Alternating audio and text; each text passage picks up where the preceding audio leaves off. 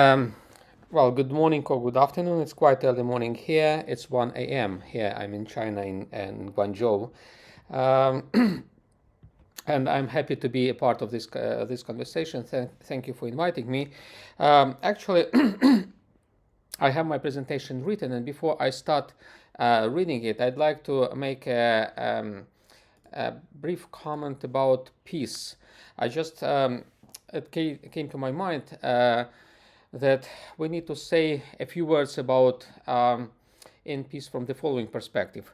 I was inspired to think about peace from this perspective through my recent interview I gave to a Chinese Christian media. It's called Christian Times in Hong Kong, and they asked me about the same question about peace. And what I wanted to say briefly about this, that we all talk about peace, especially in the religious setting. There are many conversations about peace from the religious leaders, from the ecumenical on the ecumenical platforms. For example, the WCC very much is involved very much in the conversations about peace, and I have a persisting feeling that when we are talking about peace in this setting, in this context, religious context, we sometimes imply something what Dietrich Bonhoeffer called cheap grace. Well, we all know more or less what it means, cheap grace. It's when you achieve grace, when you get grace without really much effort on your own side. When you rely on God to resolve all the questions of your salvation, of providing you with grace, salvific grace, and you sit and enjoy and do nothing, and just praise and say words. I feel that sometimes something similar happens when we are talking about peace in the religious setting. All people are well intended. All are good wishing. They all are for peace. And sometimes I feel it's quite cheap, to say just we want peace and whatever it takes, without thinking about the price of the peace. Because sometimes when we aspire for this cheap peace, someone else has to pay for that, a very dear price. And we in Ukraine, we feel sometimes that we have to pay for this, self-indulgence of religious leaders when they speak and enjoy themselves speaking about peace, feeling good about peace, for themselves, and someone else has to pay for this good willing, and that's what we feel sometimes in Ukraine, as I said, that yes, we are also for peace, but someone has to pay a price. Sometimes it's price in blood, and that's kind of a remark, a reservation that I wanted to make in the beginning of this conversation about peace before actually going to my topic, because I believe this peace that we are aspiring for cannot be achieved without, first of all, without effort, without some kind of self-sacrifice, not just self-indulgence, and also we should take into consideration the kind of a theological or ideological framework for achieving peace. I believe that as the war started not just with firing guns when it started in February 2014 in Ukraine, but the war started much before that, with firing ideas, or with firing, so to say, ideological guns. The war started with ideas, so the war will end with ideas, and the peace can be achieved. A sustainable peace, a just peace, can be achieved with the defeat not of the guns, but also of the ideas. That's why it's important to take into consideration the ideas that had led to the war. It's important to deconstruct those ideologies that had contributed to to the conflicts, and that's why it's important to understand those ideologies. Um, and in this particular case of the Ukrainian war, I would like to briefly overview the so-called Russian ideology, what can be called the Russian ideology that has led to the war in Ukraine. Um, well, the Russian ideology, it's not my term. It's a term, it's a phrase which was coined by a prominent Russian hierarch who lived in the and was very active in the interwar period in exile. His name was Archbishop Serafim Sobolev. He was born in 1881 and died in 1950. He spent a lot of time in exile in Bulgaria, and he was canonized recently by the Russian Orthodox Church. The book he published in Sofia in Bulgaria, the capital of Bulgaria, in 1939, during, by the way, the royal dictatorship of Bulgarian King Boris III, advocated for a royal dictatorship as optimal for the Russian people as well. So he took the example of the Bulgarian dictatorship and he applied this example to the Russian case.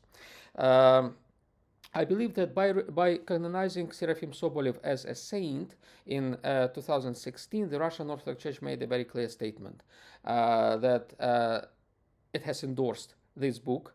It has endorsed this Russian ideology, the ideas that that were so dear to Serafim Sobolev, and as a fact, it is, we can see it, these ideas, this ideology being implemented in the current war. By the way, this was one of the several political canonizations, starting with the canonization of Tsar Nicholas II in 2000, which effectively endorsed this wide array of ideas under the same umbrella of the Russian ideology. Oh, we know it, actually it calls itself, this Russian ideology in the modern iteration calls itself the Russian world. I should remind us that the Russian world as an ideological kind of umbrella, it's not really an ideological system, it's more like an umbrella. It's a self-definition of the Russian world. That's the way how the Russian world defines itself, the Russian world.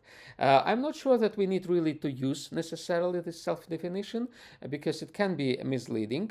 In a sense, I think it fits better a taxonomy, a kind of objective taxonomy that exists and describes this wide array of ideologies, which I believe can be defined, broadly speaking, as fascisms.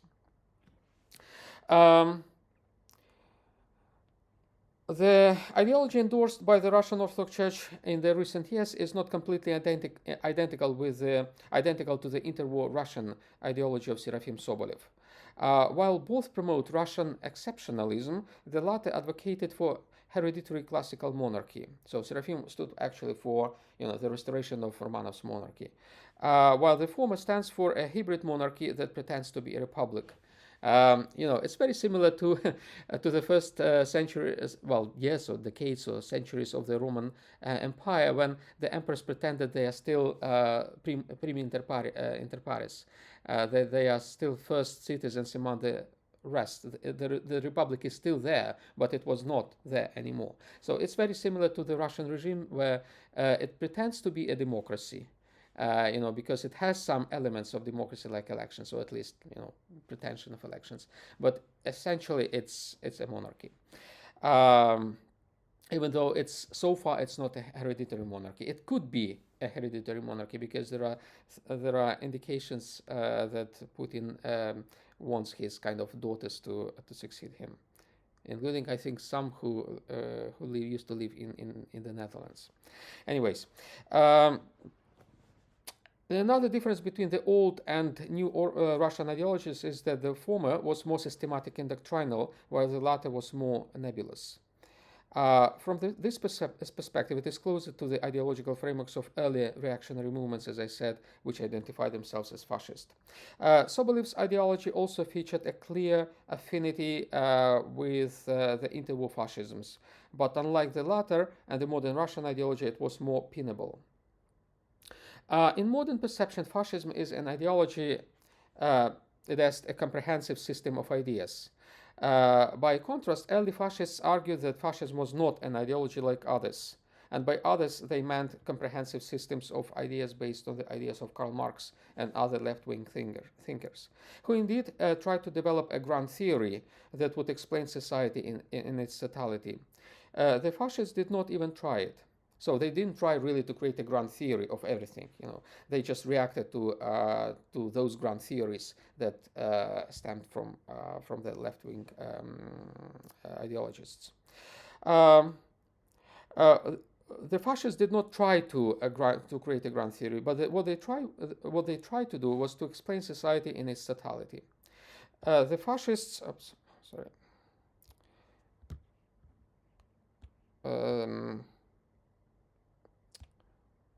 The fascists for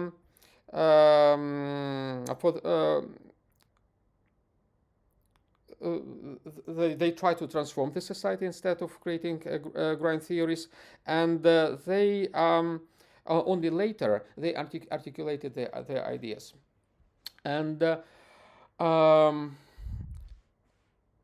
they actually, like for example, if we take Italy, in Italy it took approximately 10 years for Mussolini to articulate the ideas that were important for him.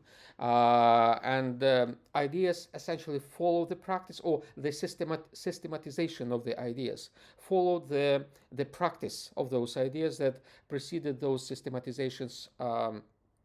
Uh, uh, well, by 10 years, for example, in the case of Italy.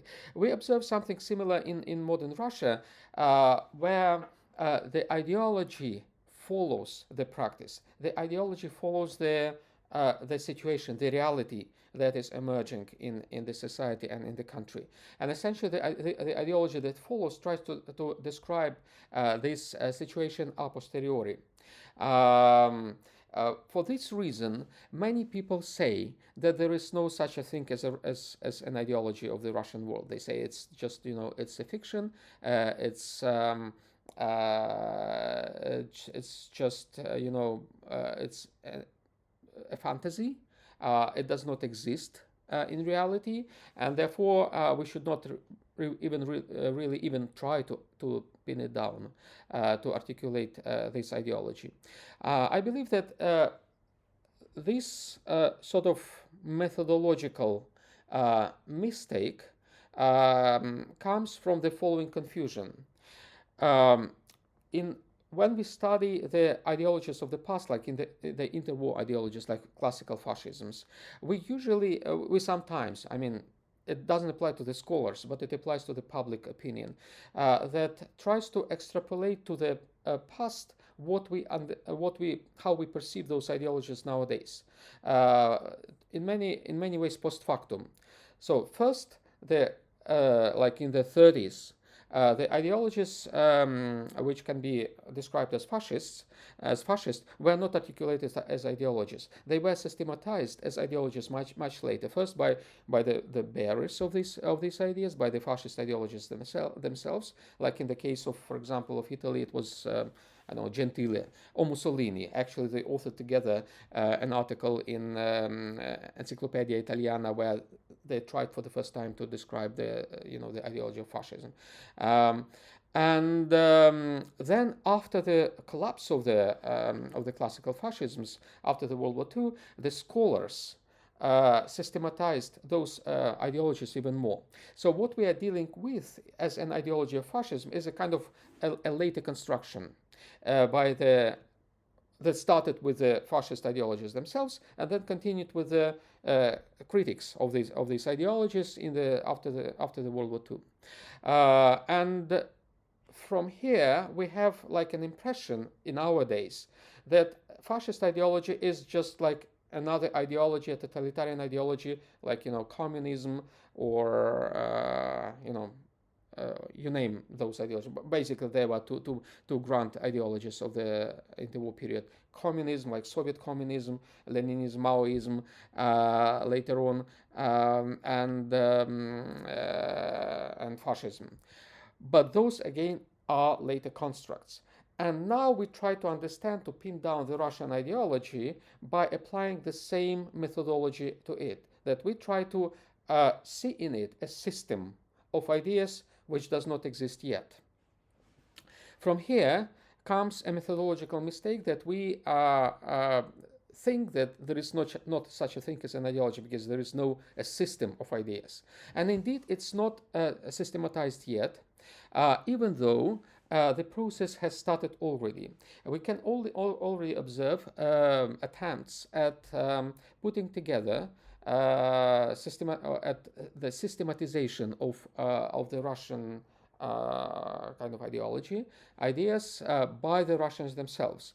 And I believe that the most important platform for such a systematization is the so-called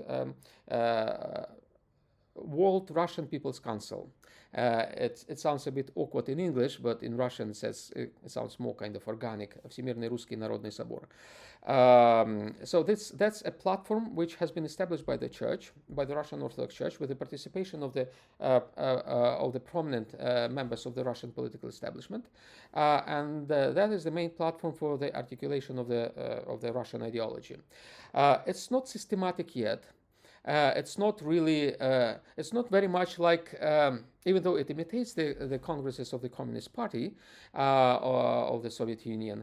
Yet there is a difference. The similarity is superficial. It looks like the congresses of the Communist parties, of the Communist Party, those councils of the World Council, People's Council.